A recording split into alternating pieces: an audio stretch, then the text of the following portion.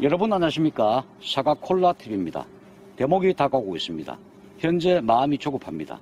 간만에 햇빛이 나고 있습니다. 이 시점에 중요한 사항은 무엇인지 대해서 간략하게 설명드리는 시간을 갖고자 합니다. 금년도 대목이 빠르다 보니까 홍도 품종에 과연 착색이 잘 발견돼서 9월 3일까지는 출하 가능하겠느냐 하는 것이 가장 큰 관건이 되겠습니다. 현재 전국적으로 M9 또는 M26 작은 대목 중에서도 4년 이하의 유목은 착색이 잘 발견돼서 공판단계 현재 출하가 되고 있습니다만, 보통 M9 이중 전목묘, M26 이중 전목묘의 7년 이상, 10년 이상의 성목들은 아직까지 착색이 온전히 발현되지 않고 있는 형편입니다. 보시다시피 이렇게 아직 새파란 형태를 나타내고 있습니다.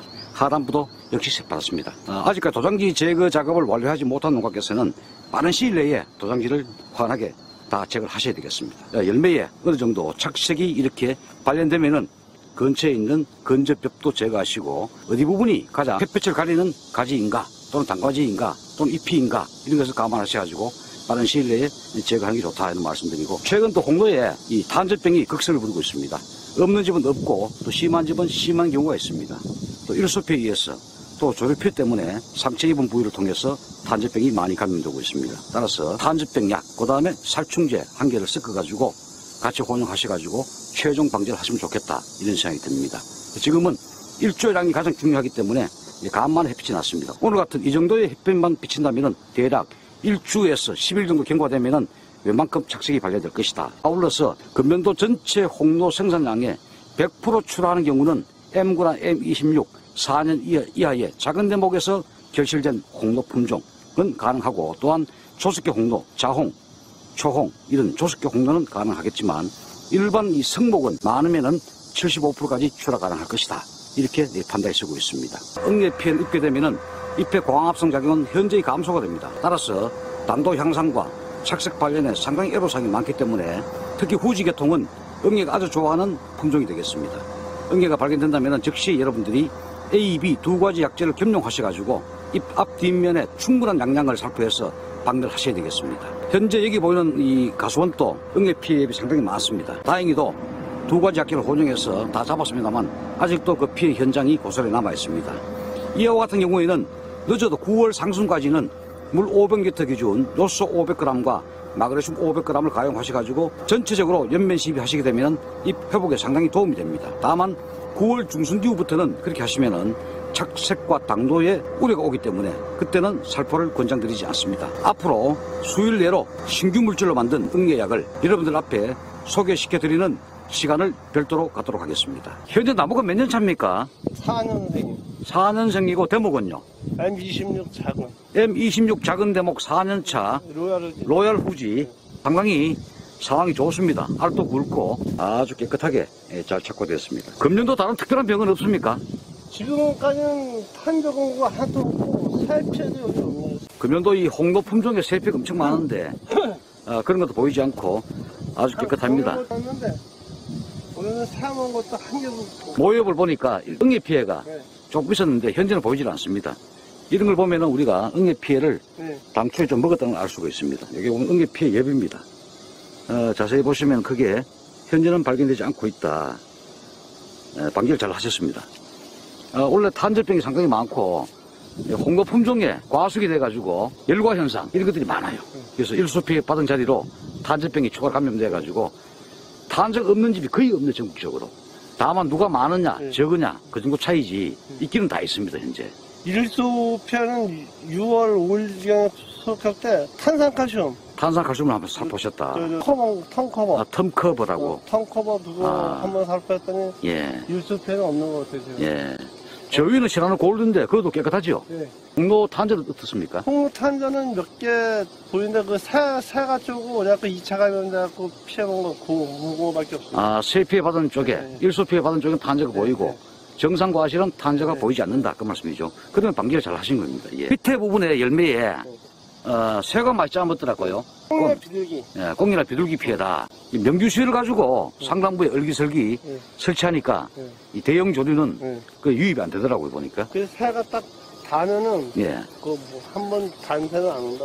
그래 한 번 닿으면 안 오지 않습니까? 요게 품종이 다른 것 같은데, 요거. 골드가 하나 섞였어요. 이 골드죠. 이 멀리서 봐도 품종이 다르네. 골드가 하나 혼식이 돼서 식재가 됐군요. 저희는 이렇게 나무를 끝에 깔아갖고 자연주인 돼갖고. 요거는 이제 일부 유인 문제 때문에 다 타신 유인 거죠. 묻어서 끝에 다. 유인 목적으로. 예, 뭐 그런 특별한 목적이 있다면은 착화시킬 수도 있겠죠. 갖다가 따는 건데. 이 작이라서는 몰라도 이 꽃눈 형성이 상당히 잘 됐네요. 지금 홍도 같은 경우는 빨리 따지 않습니까? 아월이 다 수확이 됐고, 아래수도 빨리 따고, 그런데 수확되고 난 다음에 약을 안 치거든요. 그때 우리가 8월 중 하순부터 9월 말까지 갈색 날개 매미충이 산란합니다. 지금 매미 소리가 많이 들리지 않습니까? 걔들이 이런 좋은 중단과지, 장과지에 산란하기 때문에 데시스나 피레스, 말루포, 쾌속탄, 바로확, 액상 이런 것들 가지고 반대 살충기를 한번 살포하셔야지 아니면 이 알을 다 까버려요. 예, 그런 것도 필요하다. 물론 급한 건 대목사과인데 하늘에 햇빛이 있어야 깔이 납니다. 나머지는 보조적인 역할 수행을 하고 또 조기에 잎을 일찍 깎는 집에는 또 일소피가 더 심할 수가 있어요. 예. 지금은 이 은박지도 까시고 도장기 제거도 빨리 하시고 시간이 없다 보니까 누가 일조량을 많이 빨리 확보를 하느냐 그것이 관건이 되겠습니다. 일부 가수원에 후지 계열의 탄저병이 한번 감염됐습니다. 그리고 원래 그 견무리 썩은병도 주의를 하셔야 되고 뭐 탄저는 물론이고 탄저병, 견무리 썩은병이 주요 이 병이 아닙니까? 현재 전국적으로 대목사과인 홍도 품종과 아리수 품종에 착색 발련이 순조롭게 진행되지 못하고 있는 상황이 되겠습니다. 이 착색을 내기 위해서는 초록색 색소인 클로로필과 붉은색 색소인 안토시아닌, 오렌지색을 나타내는 카로틴 색소 이 세 가지가 융합적으로 잘 작용을 해야 색이 원활하게 발현이 됩니다. 이러한 색소들은 하늘의 햇볕과 일교차에 의한 온도, 열매의 양의 축적 요인에 의해서 발현이 됩니다. 이 햇볕이나 일교차에 의한 온도는 자연이 우리한테 주어야 하는 자연적인 영역입니다. 아무리 애를 써도 햇볕 없이는 착색 발련이 제대로 나타날 수가 없습니다. 그러나 당의 축적은 여러 농가마다 재배 기술적 부분이 크게 좌우지합니다. 한 동네에서도 품질이 서로 다른 이유가 거기에 있습니다. 사과나무는 탄소 동화 작용을 통해서 이산화탄소를 흡입하고 산소를 배출합니다. 아울러서 녹말을 합성하고 세포 중에 전분 입자로 축적이 됩니다. 이러한 반복 작용이 계속 진행되면서 세포 체내에 저장할 수 있는 양분의 한계치가